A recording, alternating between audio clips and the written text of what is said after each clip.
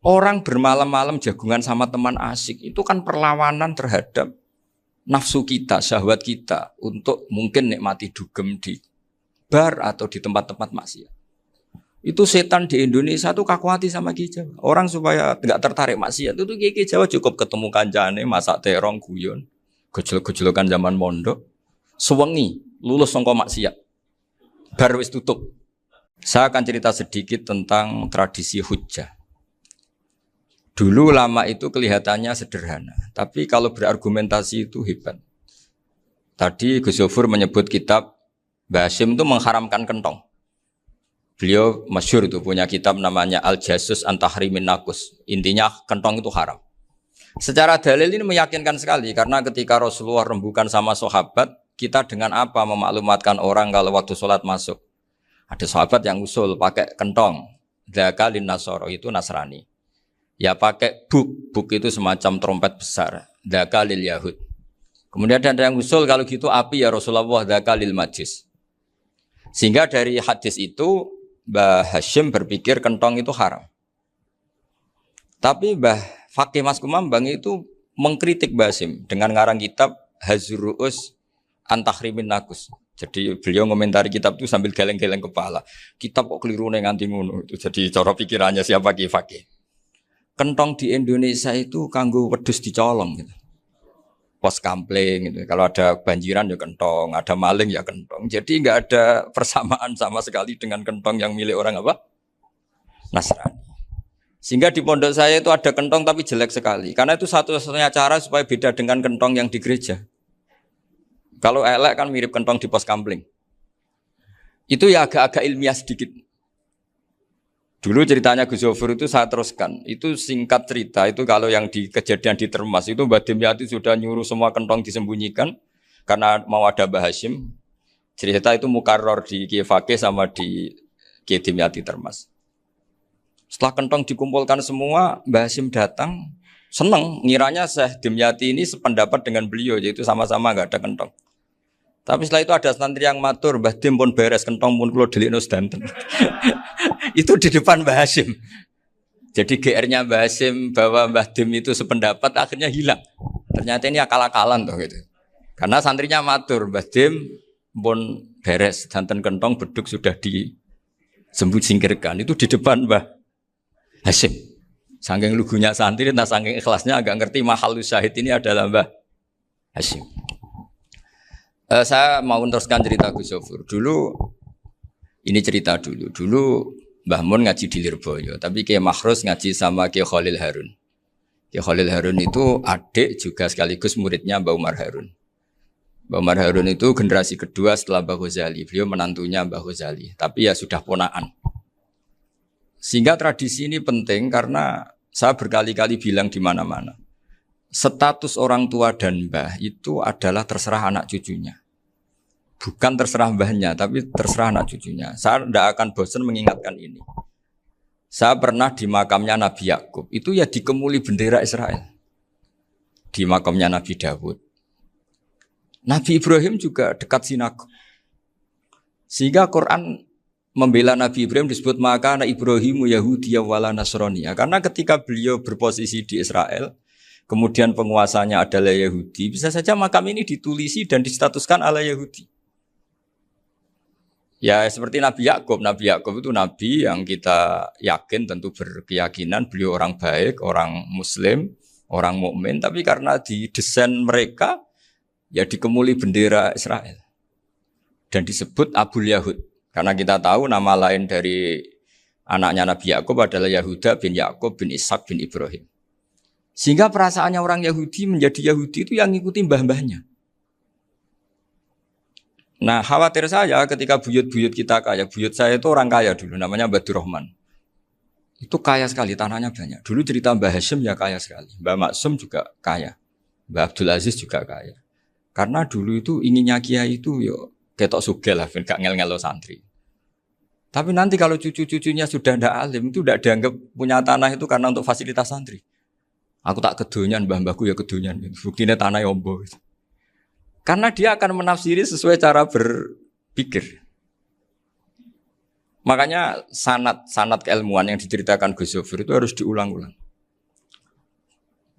Kalau nggak diulang-ulang, maka kita akan berpikir sendiri untuk menafsirkan masyayikhonal kiram atau ajdadanal kiram. Nah, ini yang bahaya, yang sering Quran mengingatkan. Jadi ada status yang disematkan oleh anak cucu kayak orang Yahuda tadi. Yahuda bin Yakub bin Ishak bin Ibrahim itu menstatuskan mbah-mbahnya yang bernama Ibrahim itu Yahudi. Sampai Quran sendiri yang bela makana Ibrahimu Yahudi wala Nasrani. Karena secara geografis sekarang Ibrahim di Israel dan otoritas itu juga milik mereka sehingga mereka bisa masang-masang atribut yang menunjukkan kalau itu Yahudi. Beberapa al-alim al-alamah yang minnah itu sudah wafat dan kadang-kadang zuriyahnya itu tidak kita. Kalau sekarang orang bahasakan kubu sebelah. Akhirnya ya nggak boleh dikholi, nggak boleh diziarah. Terus seakan-akan yaktaduna bi ra'yi, seakan-akan mereka berpendapat dengan pendapat syekh ini padahal enggak. Nah, sehingga tradisi ketersambungan sanad tadi baik secara genetik atau secara asbab itu harus terjaga. Saya beberapa kali banyaklah sering diceritain Mbah Mun. Dulu Mbah Munawir ini cerita ya, Mbah Munawir itu saking senenge kitab, ben santri ini so ngaji kitab. Itu kalau ada alumni Lirboyo, alim disuruh baca muin di sini itu Mbah Munawir ikut. Saking ingin tasjeknya, ingin ngajari santri bahwa ngapal Quran itu hafal tok, tapi yo paham. Dan penggalinya Mbah Munawir itu sampai klimaknya dulu Mbah Zaini itu nate nikah sama Nyai Komariah kalau nggak salah, binti Karim, binti Manap. Punya putra Gus Habib, Gus Toha yang diantara putrinya dinikahi Gus Rozin. Terus akhirnya kesampaian juga ketika Mbah Munawir punya mantu alim alama namanya Mbah Ali Maksum, angsal Nyai Hasyimah. Sampai Pondok Kramjak makruf bil ilmi, terutama ilmu sorof dulu karena Mbah Maksum itu komplain, fa'ala ya fulu kok terus fa'lan ya fa'ala ya fulu ya uful gitu kan. Masuk fi'il kok jejer isim gitu. Jadi dulu kata Mbah Mun itu ada persaingan ilmu sorof, sorofnya Mbah Maksum Ali Kuaron sama Mbah Ali Maksum Jogja. Jadi wali antok yang satu Maksum Ali Kuaron, yang satu Ali Maksum. Ya itu dulu saingan ngarang sorop. Nah ini yang menang siapa? Ya terserah duriannya. Kalau duriannya keren ya menang karena terserah yang kampanye. Saya bayangkan adekan Mbah Zubair tidak punya anak sealim Mbah Mun. Mungkin kalau Mbah Zubair juga tidak sewow kalau punya putra Mbah Mun. Karena saya berkali-kali bilang kalau dalam syair Arab itu kama takarroma kadang dilafatkan kama tasyarrafa bi Muhammadin adnanu. Orang berpikir Adnan itu siapa? Itu karena ada Nabi Muhammad SAW. Orang mencari-cari Mbah Mun itu mencari Mbah Zubair karena ada Mbah Mun. Orang mencari Mbah Dahlan karena ada Mbah Zubair. Wong kok alime ngono iku bapake sapa? Wong kok alime ngono iku putune sapa? Tapi kalau kita ini sudah ndak alim, ini orang sudah nggak tertarik nyari-nyari leluhurnya karena dianggap selesai. Jadi yang dengan tanda kutip yang menghabisi mbah-mbahnya itu ya mesti cucunya. Ini mau ngamuk, mau peringatan, tapi ini juga peringatan pada diri saya sendiri. Jadi sehingga zuriyah ini penting. Kenapa para nabi mesti donga zuriyatan thayyibah? Kenapa selalu berpikir tentang zuriyah? Wa ja'alaha kalimatam baqiyatan fi aqibi. Karena zuriyah ini yang nanti bisa menstatuskan leluhurnya. Seperti tadi cerita Mas Maftuh ini tak puji betul. Saya hari ini tidak ingin gojlok. Supaya kewalian saya tidak tergerus oleh kedoliman. Saya pernah diceritain Gus Zofur juga sering baca buku tentang Mbah Maksum. Dulu Mbah Maksum kalau wasiat kembali ya gitu. Kamu harus NU dan harus mempertahankan NU. Tapi tidak dengan cara membenci Muhammadiyah.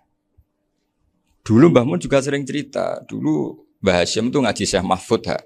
Nah, Mbah Ahmad Dahlan dulu namanya Darwis sering ngaji sama Syekh Khotib Minangkabau. Zaman itu Syekh Khotib sudah modern, sudah ikut gerakan Abdu, gerakan Almanar. Sehingga bawaannya Mbah Ahmad Dahlan ini agak agresif. Yang Mbah Hasyim karena hanya mulazim di Syekh Mahfud, hanya sesekali ngaji Syekh Khotib, beliau lebih seperti itu. Dan dua beliau ini sama-sama pernah ngaji Mbah Soleh Darat di Semarang. Mbah Hasyim sama Mbah Ahmad Dahlan yang dulu namanya Darwis. Jadi ini masih min muskatin wahidah mimam bain wahid. Sehingga kita tidak kaget ketika Mbah Ali Maksum mengomentari Muhammadiyah itu masih ahli sunnah wal jamaah. Makanya nanti terakhir saya baca kitabnya Mbah Ali dan sering saya pelajari. Andai kan kita ini sepakat dengan ilmu, ya kita tahulah Kalau Abu Hanifah itu tidak kunut, Imam Syafi'i kunut. Berarti kunut itu madzhabnya Abu Hanifah, bukan madzhabnya Mbah Ahmad Dahlan. Apa ndak kunut itu madzhabnya Abu Hanifah, bukan madzhabnya Mbah Ahmad Dahlan. Kita kunut itu madzhabnya Imam Syafi'i, bukan madzhabnya Mbah Hasyim. Ini semuanya masih dalam bingkai ilmu. Adzan qabla subhi juga riwayatnya jelas. Tidak adzan ya sudah perilaku kita sudah jelas. Dulu Mbah Mun sering didik kita gitu. Saya sering dengar cerita kalau dulu Pak Arif Fakhruddin begitu hormat sama Mbah Ali, apalagi zuriyahnya Mbah Azhar Basir, karena beliau dulu do ngaji di Termas. Dulu itu enggak ada masalah karena semuanya dianalisis pakai ilmu. Tapi sekarang pakai identitas, yang kunut tuh NU, yang enggak kunut Muhammadiyah. Berarti Abu Hanifah itu Muhammadiyah, Imam Syafi'i itu NU. Berarti Imam Syafi'i itu ya anak buahnya Ki Miftahul Ahyar kira-kira gitu kan anak buahnya Pak Said Akil. Kan terus jadi repot. Dulu kita ini pengagum ilmu, bukan pengagum perbedaan. Sehingga di sini yang saya kagum dari sekian ceritanya Mbah Ali Maksum, supaya kitab ini to the point, supaya nggak lama-lama karena waktunya juga. Nanti kalau kemalaman ini kena semprit ini sudah. Ini diantara yang diceritakan Bali itu unik. Imam Syafi'i itu sering tawassul, sering wasilah sama siapa itu? Abu Hanifah. Ini sudah tak petakan, saya baca yang sensitif lah. So, yang ini ya. Ziyar al-Babus Samin, terus sebentar ini yang bab tawassul.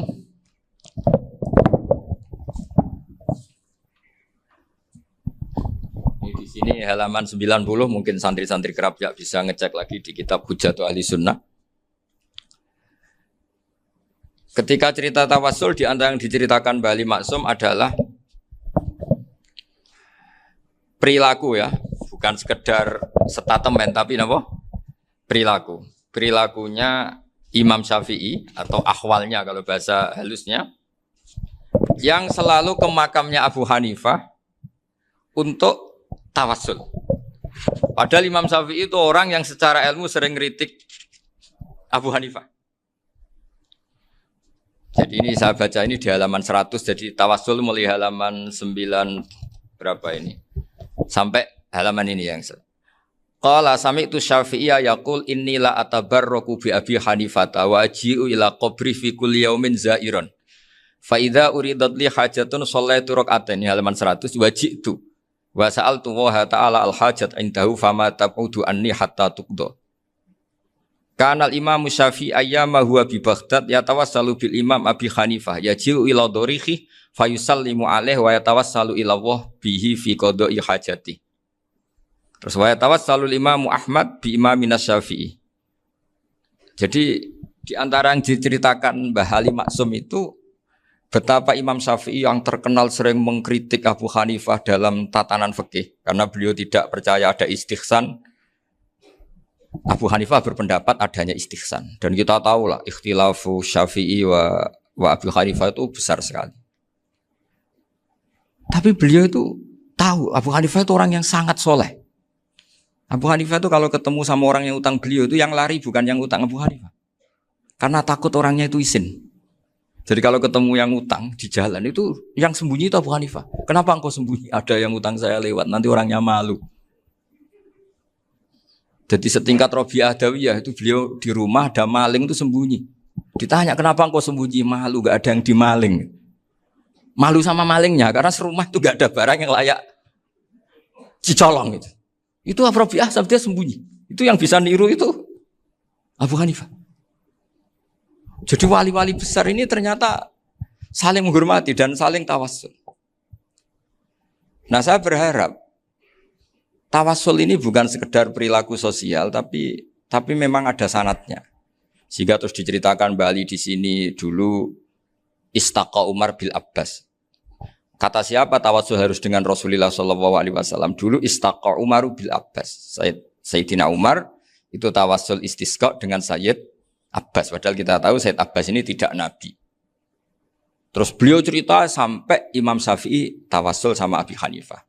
Sehingga nggak ada perdebatan itu kan Umar. Kalau Umar kan ada jaminan boleh diikuti karena beliau sahabat. Bali cerita tentang Imam Syafi'i yang tawassul dengan Abu Hanifah. Seargumentatif itu. Sehingga ada cerita dalam sebuah tafsir, ya saya ulang lagi, ada cerita di sebuah tafsir, kenapa Nabi Musa ditanya Allah, wa matil kabiyaminika ya Musa. Makna wa ta'ala a'lam, tentu Allah sangat tahu yang di bawah Musa itu apa. Karena Allah tahu Nabi Musa itu grogi. Orang dipanggil Wali Maksum pasti grogi, santri dipanggil Mbah Mun pasti grogi. Kenangan saya setiap dipanggil Mbah Mun ya mesti tanya, yang ringan-ringan, wis sarapan ya. Arung sarapan ya sarapan. Pas sarapan ya kan tanduk mangan sing enak, wong santri ora tau mangan enak. Ya enggak pernah ngomong yang penting, ngendikan yang penting. Nah, karena Nabi Musa ini grogi, ini sebagian tafsir. Itu ditanya yang ringan, saku iku nggawa apa? Karena pertanyaannya ringan, Nabi Musa juga ringan. Ya Nabi Musa itu sampai lali, iku pangeran sing ya'lamu sirra wa akhfa. Diterangno.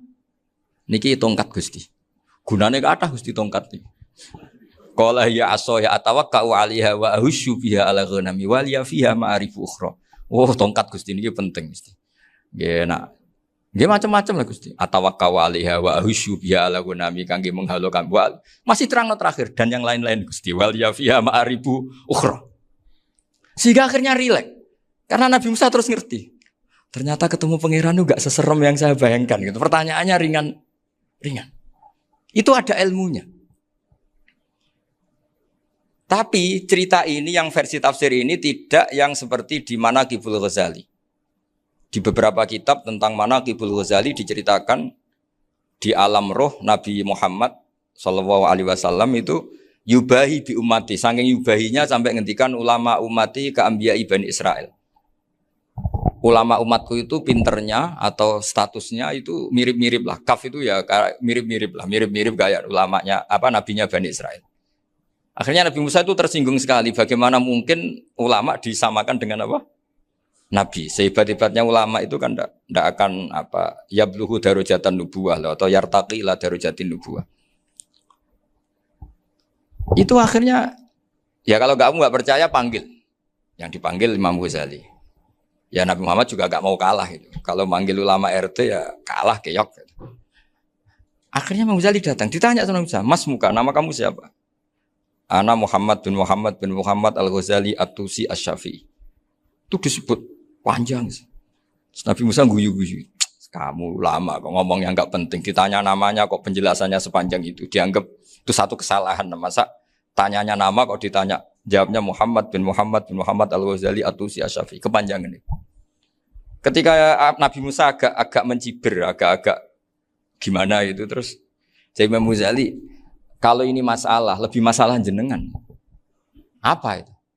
Yang tanya jenengan tuh Allah ya alamu sirra wa akhfa. Dan Allah hanya tanya wa ma tilka biyaminika ya Musa. Harusnya jenengan jawab aso ya titik, bukan kepanjangan. Atawakkau 'alaiha wa syubha itu kepanjangan. Allah tanya yang di bawah kamu itu apa? Yang di tangan kamu. Harusnya jawabnya hanya aso ya. Tapi kenapa penjelasannya sepanjang itu? Sampai terakhir waliya fiha ma'arifu ukhra. Terus pinter tenan kayak gitu. Terus ada Nabi Musa terus bilang, ya pinter tenan gitu. Padahal kita tidak pernah GR seperti itu kan kebetulan Imam Ghazali gitu. Kalau yang lain mungkin ya keok lah kira-kira gitu. Tapi ini cerita dalam khazanah keilmuan. Benar yang dikatakan Gus Zofur. Saya termasuk orang yang pernah mondok Lirboyo Pasanan. Jadi setelah saya disuruh nemani Gus Kamil, tahun berikutnya Gus jenengan disuruh. Pokoknya anakku bosak ulan lah kudu tahu mondok Lirboyo. Biar aku tahu ngaji Wakarim. Terus yang disuruh Mbaturi Gus Kamil itu saya. Jadi saya pernah 1 bulan tuh di Lirboyo. Karena saya ini santri beling ya, kontraknya pokoknya penting ziarah Bakarim. Biasanya nggak pernah ngaji. Pokoknya gerbar ngisa. Ziarah ya sudah. Ngaji subuh ingat saya sama Gus Imam. Itu dari 17 hari ingat saya ngaji 2 kali. Tapi kalau ziarah ke Bakarim sudah lupa jumlahnya karena memang kontraknya disuruh ziarah. Sampai seperti itu. Dan saking senengnya bangun sama Bakarim saya masih ingat. Ngamplopi salam template itu masih ingat untuk Gus Anwar, untuk Gus Imam, untuk Gus Kafabi, termasuk untuk Gus Maksum. Itu malam-malam saya dijak ngamplopin. Zaman itu saya masih ingat selawewu. Zaman itu kos 1 bulan itu 13.000. Jadi kira-kira kalau 25.000 itu untuk kos 2 bulan. Jadi saya krusnya itu pakai kos. Saya masih ingat Mondok Sarang itu kos 1 bulan 13.000. Berarti kira-kira 500.000 itu di amplopin sendiri sama Bang.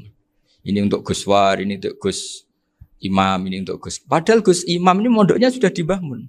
Itu Mbah Mun hormatnya sampai untuk jatah salam tabligh. Nah yang ribet kebalikannya, kita pulang Gus Imam karena melihat Gus Kamil ini putrane Mbah Mun, Gus Kamil disangoni.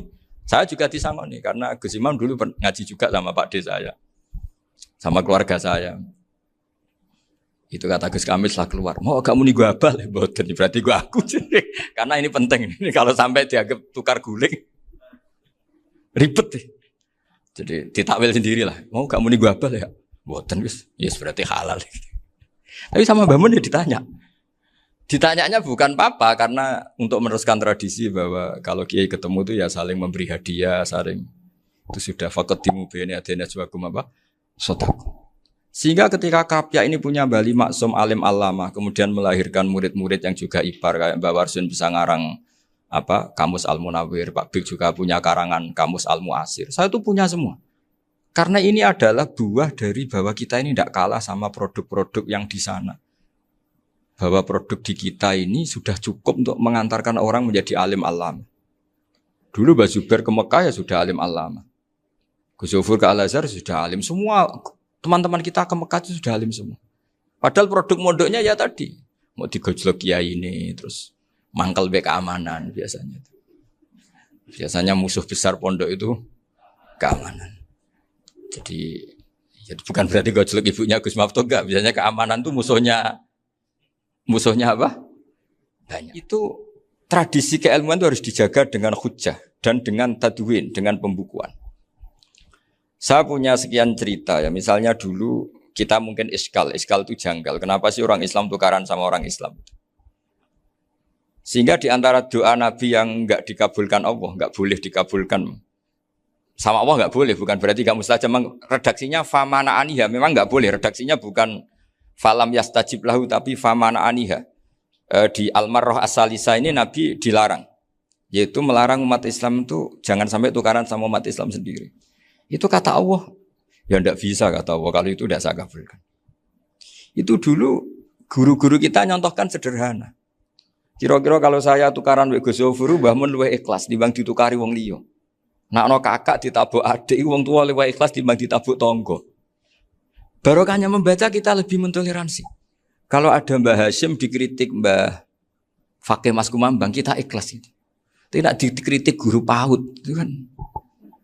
Atau dikritik orang-orang yang nggak bisa ngaji. Artinya ternyata keliru kita bilang kiai kok tukaran. Justru bagus kiai tukaran. Dibanding kiai dikritik guru PAUD atau dikritik orang-orang yang nggak bisa baca kitab. Akhirnya barokahnya baca kita menjadi tahu. Dulu Mbah Mun sering cerita, ini masih cerita silsilah ya. Jadi Bali Maksum tadi kita tahu di antara guru besarnya Bali Maksum tentu Mbah Mahfud Termas. Beliau adalah adik dari Kiai Mahfud Termas. Mbah Dimyati ini adik Kiai Mahfud Termas. Itu punya saudara namanya Abdur Razak, juga punya saudara namanya Dahlan. Itu yang membawa Thariqah Syadiliyah di Solo Raya. Yang sekarang alhamdulillah diteruskan Gus Wafi. Dulu di antara pesannya Mbah Mun ke saya, hak Wafi Kandani kon ziarah ning Mbah Dimyati. Mergo Thariqah Syadiliyah dulu itu yang bawa keluarganya Mbah Dimyati. Jadi semuanya ini masih dzurriyyatan ba'duha min ba'd. Nah pesan saya karena tadi Mbah Munawwir yang termasuk orang pertama yang bawa Quran, bawa qiraah sab'ah. Kenapa saya bilang termasuk? Karena kalau bilang paling pertama ini nanti butuh data. Dan itu agak kerepotan lah. Tapi yang jelas mimman istahara lah. Mimman istahara yang membawa sab'ah ke sini itu adalah Mbah Munawwir. Terus beliau ngajarkan diantaranya ke Mbak Arwani, pakai kitab Satibi, pakai kitab Nazmus Satibi.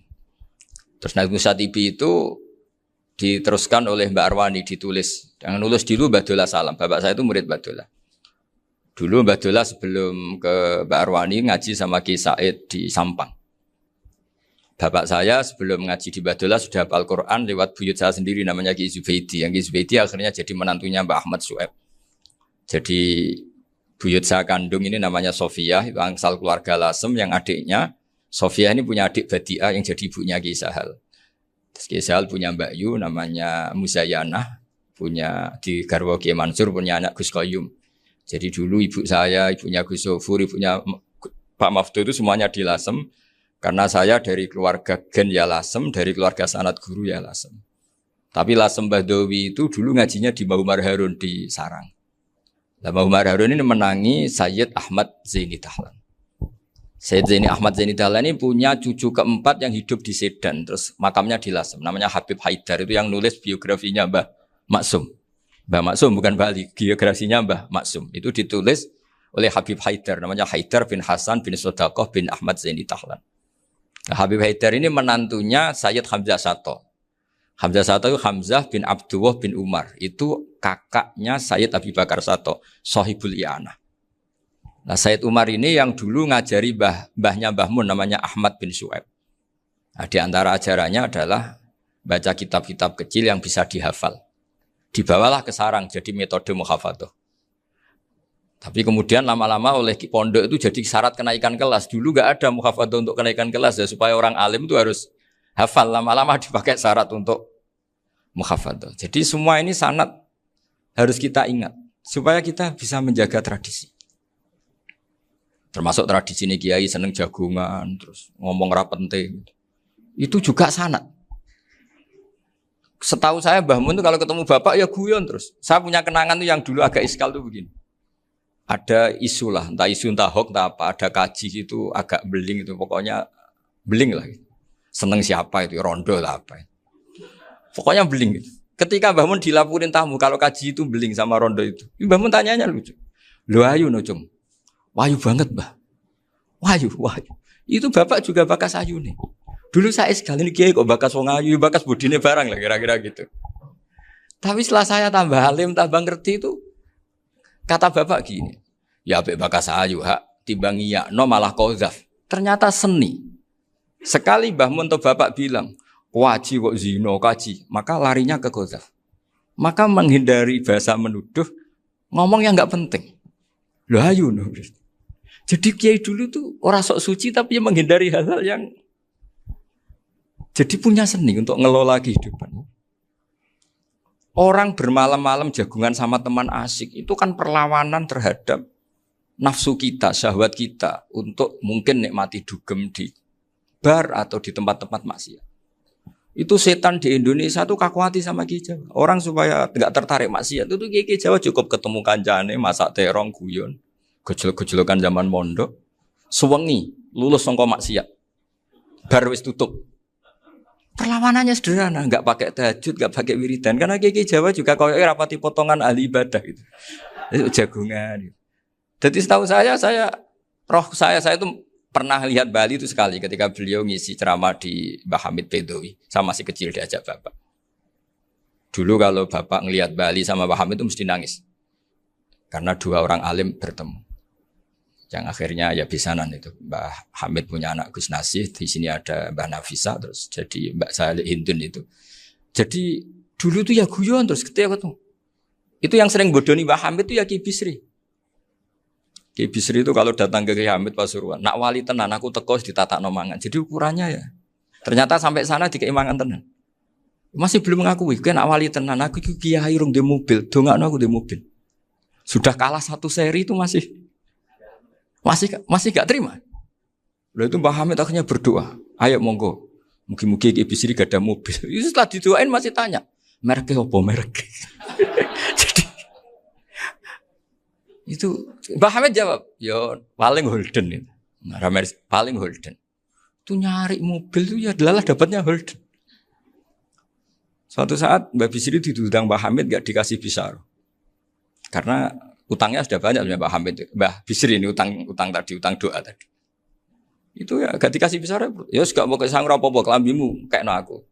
Didol sama muhibbinya Mbah Hamid. Itu harganya melebihi jatah bisaroh. Ketemu Mbah Hamid. Kang, susu Kang, mergo. Jadi dulu itu rileks, makanya ini yang diceritakan ke Zofur. Sebetulnya kalau kiai-kiai itu bersanad itu ya rileks, hidupnya itu rileks. Karena rileks ini perlawanan terhadap kemungkaran. Saya dulu musyawarah sering sama Gus Zofur usul fikih. Itu jelas di antara yang ditulis Lubil Usul itu. Ya kita tahu tadi misalnya sanad usul fikih, Mbah Ber itu sangat al-usuli Kiai Zubair Dahlan, abahnya Mbah Mun. Punya murid di antaranya Kiai Sahal. Kiai Sahal punya karangan Thariqatul Husul fi Syarhi Lubil Usul. Itu Thariqatul Husul itu beliau ngendikan dalam mukaddimah bahwa saya bisa mensyarah ini berdasar ngaji maknani sama Mbah Zubair. Terus beliau mengutip sarah itu dari kitab Nailul Ma'mul. Beliau ngendikan binus khotin khotiyah ghairi matbu'ah. Dan itu ditemukan di Kiai Mansur di Lasem. Karena Kiai Mansur iparnya Mbah Sahal. Mansur bin Khalil itu diantara katibnya Syekh Mahfud. Jadi semuanya ini sambung. Mbah Ber saking ahli usul fikihnya, kalau ngajar usul fikih itu kalau guyon takriran saya ini lebih memahamkan ketimbang sarah.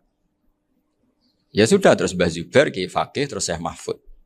Di sini Syekh Mahfud termasuk orang yang dekat Mbah Munawir sampai putrane Mbah Mahfud namanya Gus Muhammad dibawa Mbah Munawir, kemudian mondok di Termas diantaranya, terus dinikah jadi menantunya kalau nggak salah Haji Taslim di Betengan, kemudian sekarang juriannya Mbah Mahfud di Betengan. Ini nggak boleh hilang secara seperti itu. Diantara di usul fikih diterangkan ketika diantara 5 hukum itu ada yang bernama mubah.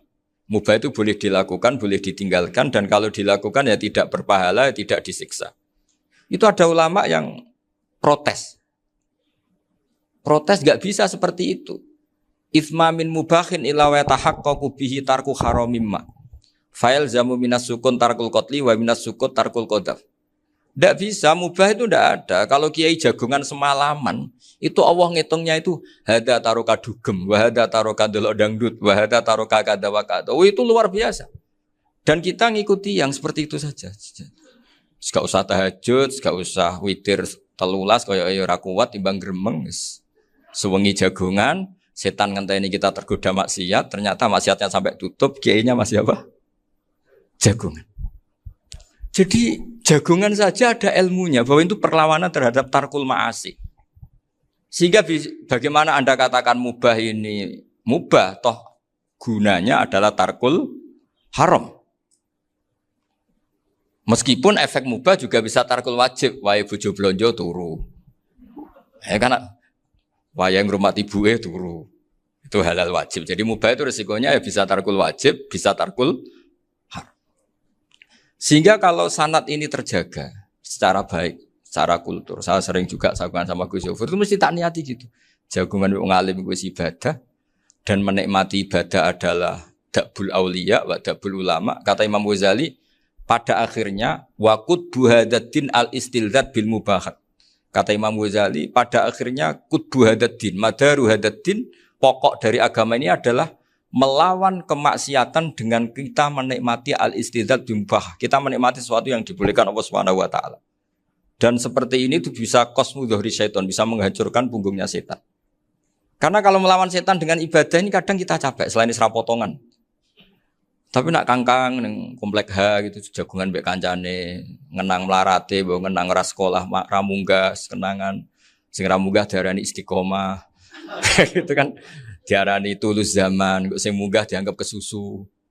Saya ini punya pondok Quran, kalau ada yang hafal 3 tahun mesti digojlok kancane. Gak apik kesusu itu. Kesusu itu mesti tidak barokah karena tergesa-gesa apa? Hatam.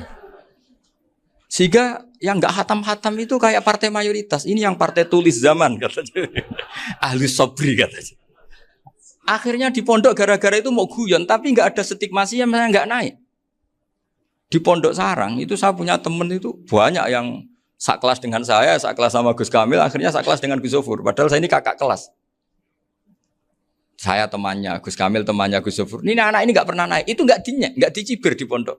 Karena guyonan tadi, guyonan bahwa ini bagian dari bentuk apa? Istiqomah. Nanti yang goblok juga tenang. Karena kiainya cerita, kadang santri goblok ya barokah. Di sini pondok akeh santri ora tau sinau ning omah dadi kiai gede. Selalu kiainya tuh cerita seperti itu. Akhirnya sing goblok ya bangga dengan kegoblokannya. Iya, jadi kiai itu orang yang meskipun guyon ini barokahnya Masya Allah. Dan setahu saya kiai-kiai alim itu ya senengannya guyon karena tadi guyon itu luar biasa. Bapak saya itu kalau pesan sama saya itu enak ngaji is guyon nice. Wong ning omah mikir utang, mikir wedi bojo macam-macam kok ngaji mbok jak nangis pisan, nangis ping pindho katanya. Sudah jak guyon ae. Paling gak lali. Dan beliau punya dalil kul bi fadlillah bi rahmati fa bidzalika falyafrah. Jadi jangan sampai orang ini farah bil maksiat, jangan sampai orang itu Dan ini yang saya kenang dari sekian cerita murid Bali. Mbah Ali Maksum ya senangane guyon. Gojol-gojolkan mbek santri guyon. Ini saya maklumatkan ke semua santri beliau bahwa ini bukan sekedar guyon, tapi al-istildad bil mubahat. Ini adalah perlawanan terhadap setan karena banyak orang bisa senang tuh kalau nunggu maksiat. Ini bisa senang dengan sesuatu yang tidak maksiat. Itu kayak apa hebatnya? Makanya Nabi itu kalau ketemu sahabat ya sering ngendikan yang ringan-ringan. Ya Umar ma'afalan duher jong. Mana piye ijek. Kalau ketemu anak kecil ya. Nanti ketemu yang tua-tua yang sudah enggak bisa mikir. Ya cerita-cerita saya mohon sekali murid-murid kerap ya. Jangan hanya ngaji fikih. Kalau hanya ngaji fikih itu posisi Abu Hanifah itu seakan-akan nyun sewu orang yang sangat tidak ahli hadis. Karena beliau di situ kelihatan kalah sekali dengan Imam Syafi'i. Apalagi di perdebatannya Muhammad bin Hasan Asy-Syaibani dengan Imam Syafi'i itu kelihatan sekali betapa Abu Hanifah itu orang yang nyun sewu ditinggalkan dalam ilmu hadis. Sampai beliau hanya dapat gelar min ulama ahli ra'yi, termasuk ulama yang kuat logikanya. Juga harus baca kitab-kitab seperti ini. Ternyata di balik Imam Syafi'i mukhalif pada beliau di bab-bab fikih, perilakunya sangat hormat. Sampai beliau tuh kalau tawassul ke kuburannya Abu Hanifah. Dan beliau ngendikan an-nasu fil fiqhi iyalun ala Abu Hanifah. Semua orang yang ahli fikih itu masih anak buahnya Abu Hanifah. Saya berkali-kali cerita, mazhab Syafi'i itu alatut tadhir hanya dua, yaitu alma wa turab. Abu Hanifah nambahi wanar. Alasannya Abu Hanifah, orang mukmin yang dosanya banyak itu dibakar di neraka. Dan alasannya Allah litadhirihim, untuk mensucikan mereka. Sehingga pikirannya Abu Hanifah, an-nar itu min alatit tadhir. Apa yang terjadi ketika bata itu batu bata yang dibakar, di situ campur teletong, campur apa-apa. Itu kalau sudah mazhab Abu Hanifah selesai, sudah suci. Karena sudah ngelewatin pembakaran. Meskipun kita tidak akan kalau kehilangan air terus wudu dengan api, bisa bunyak semua itu. Tapi apapun itu menjadi solusi. Sehingga saya punya kitab namanya Ikhtilafu Malik, Ikhtilafu Malik wa Abu Hanifah atau Ikhtilafu Syafi'i ma Abu Hanifah. Itu kelihatan sekali kalau Abu Hanifah itu nyuruh posisinya kalah. Karena yang ngarang orang-orang Syafi'i. Tapi kalau melihat kitab-kitab kewalian, misalnya di kitab Mizan Kubro ini juga sering disebut kisah itu Mbah Ali Maksum tentang Imam Sa'roni. Berkali-kali beliau mengutip Mizan Kubro. Itu Abu Hanifah adalah orang yang sangat mukasyafah. Artinya ketika Nabi cerita air wudu itu menjatuhkan dosa, tidak ada air wudu yang jatuh ke kamu kecuali saat itu juga dosa kamu jatuh.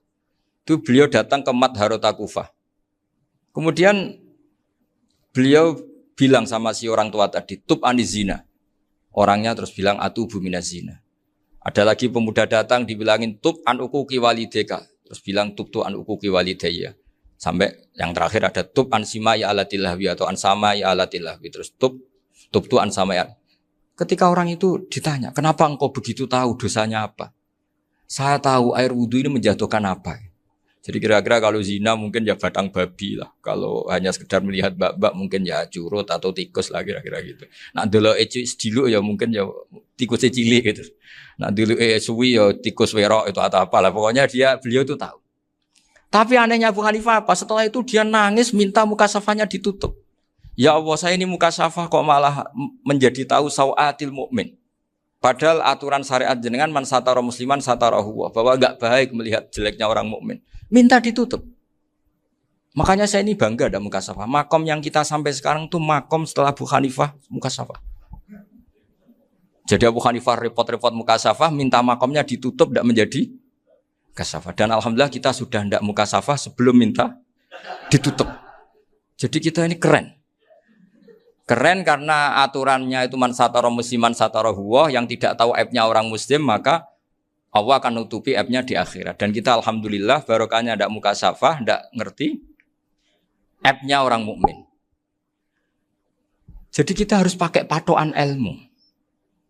Saya ulang lagi, kita harus pakai patokan. Makanya saya tahu betul ketika Kiai Hamid Pasuruan, beliau dulu ngaji Jamul Jame, ngaji Juman, Mbah Ali Maksum di sana sama Gus Habib, sama Gus Muhammad bin Mahfud. Termasuk mbah saya kandung dulu Kiai Sidik. Mbah saya yang dari itu juga ngaji di Termas. Bapak saya dulu Kiai Nur Salim ngaji di Buyut Baiti. Dulu itu kawin juga sederhana, kayak cerita Gus Zofur. Jadi bapak saya kandung itu Kiai Nur Salim itu ngaji di Mbah Baiti. Mbah Baiti itu adik kandungnya buyutnya saya dari ibu. Nah, Mbah Bedi itu teman akrabnya mbah saya namanya Kiai Nursam, Mbah Nursam. Singkat cerita terus Nur Kiai Jorabi arah Arabekno itu. Setelah bapak saya ke Mbah Dullah mau ditawarin jadi mantu, kata bapak saya kula pun dipek mantu Mbah Bedi. Akhirnya dapat ibu saya itu. Karena ibu saya itu cucu Mbah Bedi, cucu lambung. Jadi mbahnya ibu saya itu Mbak Yunya Mbah Bedi. Namanya Mbah Sofia tadi yang dapat Mbah Idris itu. Yang Mbah Idris ini bin Umar. Ya Mbah Umar yang mbahnya Mbah Hamid itu. Hamid bin Abdul bin Umar. Kalau bahasa itu Fatimah binti Idris bin Umar. Dulu kecilnya Mbah Idris namanya Abdul Khalik. Kalau kecilnya Mbah Hamid namanya Abdul Mukti. Kalau kecilnya Mbah Maksum namanya Muhammadun kalau nggak salah. Dulu itu orang dulu itu namanya dua-dua karena diganti ketika musim apa? Haji. Jadi ini terjaga. Sehingga tidak ada ceritanya kiai-kiai yang jagongan kemudian santrinya itu yang agak-agak khawarit. Kiai kok sungi-sungi jagongan, gak tahajud, gak duha, itu tidak ada. Karena ini dianggap fi'lul mubahat untuk melawan mungkar. Jadi sehingga di kitab Ihya diterangkan, kamu jangan ngira orang-orang soleh ketika jagungan itu min ahlil bitolah wa takasul. Itu orang-orang yang pemalas itu enggak. Tapi mereka bisa mengasyiki Allah. Bahwa dalam jagungan ketemu teman ya asik, gejul-gejulkan sama Pak Maftuh ya asik. Dan keasikan ini bentuk perlawanan terhadap keasikan harus dengan maksiat. Itu kayak apa kalau kita ngaji sampai seperti itu. Termasuk tadi yang diceritakan Pak Maftuh kitab Hunyah. Semoga beliau cerita juga pernah belajar. Saya pernah belajar kitab Hunyah khatam. Itu diantara yang diceritakan Syabdul Qadir Al-Jilani. Tadi kata beliau Al-Jilani dipakai Jim Al-Jilani. Ini agak beda dengan kita. Mbah Zubair itu punya kitab namanya Al-Qolaid Al-Uluyah. Beliau menfatwakan nama-nama ajam itu kamu bebas. Ajamiyun fasna' bihi masyita. Sehingga kita kalau punya kiai harus mau qolal ustukhri. Sehingga mau qolal istukhri. Tirmidzi juga nasibnya sama. Qolat rawahut Tirmidziyu.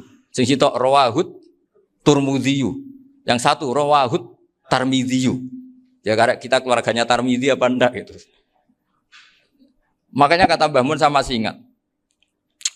Kata cerita Gus Zofur tadi, adabnya Gus Zofur itu cerita tentang keluarga ibunya. Padahal keluarga ibunya juga orang-orang soleh yang luar biasa.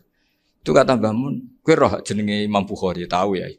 Jenenge sapa? Saya nyebut Muhammad bin Ismail bin Ibrahim bin Mughirah bin Bardasbah. Lah iya Bardasbah mbok waca Bardisbah yo. Lah cara kene mbok Parmin mbok Parlan. Jadi Bardisbah mbok Bardasbah iku cara kene yo Parmin mbok. Iku rak Mbah Fadl Senori, dadi kabeh diwaca Arab. Jenenge Mbah Umar Harun. Dhisik yo wong Sarang, Mbah Harun, Mbah Kiro nang yo ora roh, dhisik yo wong kuno ya. Jadi kalau versi Mbah Fadl, termasuk yang pertama bikin nasab Mbah Maksum itu tulisannya Mbah Fadl yang dikutip Habib Haidar tadi. Ya saya seperti Gus Zofur juga mencari-cari hubungan ulama-ulama di Jawa. Itu Mbah Mun itu kalau bicara mbahku ono sing jenenge Kiai Serut. Kalau ditulisannya Mbah Fadl itu Sarof. Jadi Mbah Fadl itu fanatik orang-orang alim itu ditulis Arab, kalau Mbah Mun itu Jawa. Dulu tuh ada wali seto di daerah saya. Dulu orang ya janggal, ternyata ada sato itu kesamaan di Arabnya itu. Sato. Sehingga kiai-kiai itu ada fanatik Tirmidzi, Turmudi, Tarmidi, Jilani, Jailani karena ajamiyun fasna bihi masyita. Jadi kalau nama-nama ajam monggo lah baca sekenanya sementing. Cuma mungkin tahqiqnya benar Pak Maftuh tadi. Memang di Mu'jamul Buldan itu Al-Jilani Bikasri Jim ya sudah kita baca Al-Jilani. Sebab itu kayak Pondok Pelosok Lirboyo itu menurut saya bagus. Orang itu maknani betul sama gurunya. Kalau Sarang enggak. Kalau Pondok Lirboyo, pondok yang tadi ternyata keluarga Mbah Munawir sini pernah bisanan yaitu Mbah Zaini pernah nikah sama Nyai Komariah ya kalau enggak salah, punya putra Gus Habib ya, Pak Toha dan sebagainya. Itu betapa hubungan pondok Quran sama pondok kitab dulu itu enggak pernah terputus. Bapak saya setelah hafal Quran itu dulu ngaji Mbah Zubair. Jadi bapak saya sering ngutip mu'en apa. Padahal bapak saya itu terkenal tuh. Beliau cita-citanya itu saya ingin hafal Quran kayak hafal Fatihah. Beliau itu sampai sepulahnya sekali. Karena beliau inginnya hafal Quran kayak hafal Fatihah. Termasuk murid terbaiknya Mbah Dullah bapak saya. Itu ya ngaji kitab. Sehingga kata Mbah Mun, jadi Mbah Munawir de mantu Bali Maksum. Itu ya sudah dipenggali. Sudah dipenggali dituruti pangeran.